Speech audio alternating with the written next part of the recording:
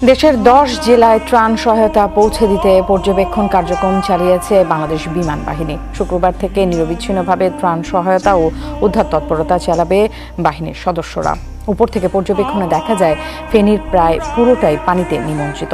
সার্বিক অবস্থা বিবেচনায় নিয়ে কাল থেকে জরুরি ভিত্তিতে দেয়া হবে ত্রাণ, সেই সাথে চলবে উদ্ধার কার্যক্রম। পাখির চোখে যতদূর দেখা যায় ততদূরই পানিতে নিমজ্জিত ফেনী জেলা। বন্যা কবলিত এলাকাগুলোতে ত্রাণ সহায়তা পৌঁছাতে ফেনীর বেশ কিছু এলাকায় পরিস্থিতি পর্যবেক্ষণ করে বাংলাদেশ বিমান বাহিনী। উপর থেকে দেখা ছবিতে দেখা যায় ফেনী এলাকার সব কাঁচা পাকা বাড়িঘরই পানিতে ডুবে গেছে। নিজের থাকার শেষ জায়গাটুকু তো হারিয়েছেই, অবশিষ্ট নেই গবাদি পশু পাখির আশ্রয়ের স্থানও। ফুলগাজী এলাকার চিত্রও একই রকম। কয়েকটি উঁচু দালানে গাদাগাদি করে অবস্থান নিয়েছে স্থানীয়রা। সেখান থেকেই হাত নেড়ে জানান দিচ্ছেন তাদের অবস্থান। পরশুরামেও ভোগান্তি আর দুর্ভোগের চিত্র ভয়াবহ। পানির নিচেই বসত বাড়ি, পানিতে তলায়নি এমন কোনো জমির দেখাই মিলল না। দুর্গত এলাকাগুলোতে দ্রুত ত্রাণ সহায়তা পৌঁছে দিতেই এই পর্যবেক্ষণ কার্যক্রম বলে জানিয়েছে বিমান বাহিনী।